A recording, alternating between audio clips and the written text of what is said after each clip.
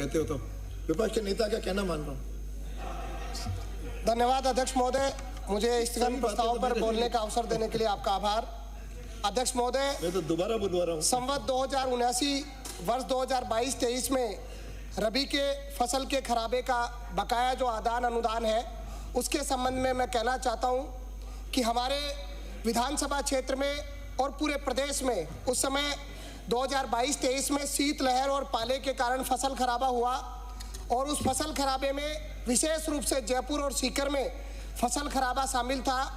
मेरे विधानसभा क्षेत्र शाहपुरा में 17,598 किसानों को फसल खराबे के आदान अनुदान के लिए DMIS पोर्टल पर रजिस्टर किया गया, जिनमें से 3,123 किसान जिनका 1,61,00,000 जो आदान अनुदान था वो अभी तक भी पेंडिंग है। मैंने इस संबंध में प्रथम सत्र में प्रश्न संख्या 2070 दिनांक 15 मार्च 24 को लगाया, जिसका 28 मई 2024 को जवाब आया कि ये भुगतान कार्रवाई प्रक्रियाधीन है। उसके बाद भी वो किसानों के खाते में नहीं आया। फिर मैंने वापस तारांकित प्रश्न लगाया, उसमें भी कहा गया। लाइव जुड़ रहे हैं, उन्हीं से जानते हैं क्या रहा पूरा मामला जिसको लेकर यहां पर हंगामा देखने को मिला।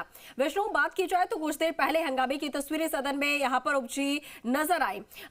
हरण प्रस्ताव को लेकर ये पूरा हंगामा जो है वो देखने को मिला था। डॉक्टर सुभाष गर्ग को लेकर क्या पूरा मामला था जिसको लेकर ये हंगामा बरपा और फिर उसके बाद कांग्रेस ने वॉकआउट कर दिया, विपक्ष ने?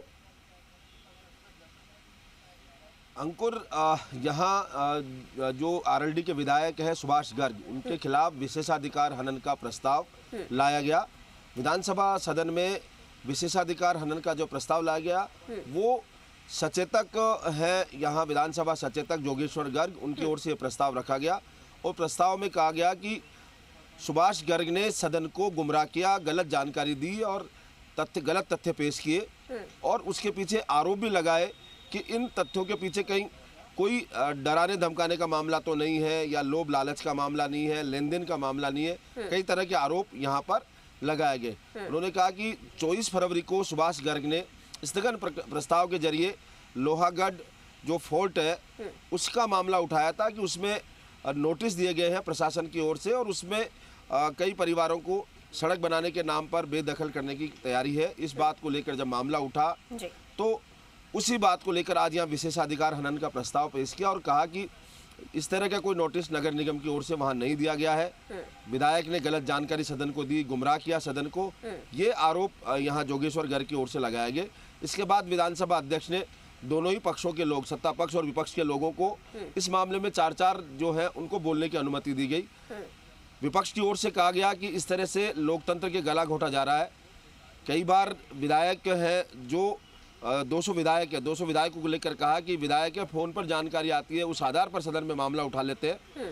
तो और ये इस तरह के कई बार नहीं हुआ, पहली बार नहीं हुआ, कई बार हुआ है। तो ऐसे में इस मामले की भी पता करवाया जाना चाहिए, जांच होनी चाहिए और उसके बाद कार्रवाई की जानी चाहिए। इस तरह के विशेषाधिकार हनन का प्रस्ताव नहीं लाना चाहिए। नेता प्रतिपक्ष टीकाराम जूली ने भी साफ कहा कि इस तरह का जो मामला है वो कतई गलत है। विशेषाधिकार हनन का प्रस्ताव लाया जाए, इस मामले को खत्म किया जाए विशेषाधिकार हनन प्रस्ताव को, क्योंकि जानकारी उठी है तो उसकी जांच सदन करवा ले और इसके बाद जो जिनके खिलाफ प्रस्ताव लाया गया सुभाष गर्ग, उनको बोलने का मौका दिया। तो उन्होंने कहा कि इस तरह के नोटिस, मैंने प्रशासन की बात कही है, प्रशासन में केवल निगम प्रशासन ही नहीं आता, कई और प्रशासन भी आता है। उन्होंने कहा आर्कोलॉजी डिपार्टमेंट की ओर से नोटिस दिए गए हैं, उन्होंने साफ कहा और उसकी जांच करवा ली जाए। उन नोटिस कॉपी भी वो उपलब्ध करवा देंगे।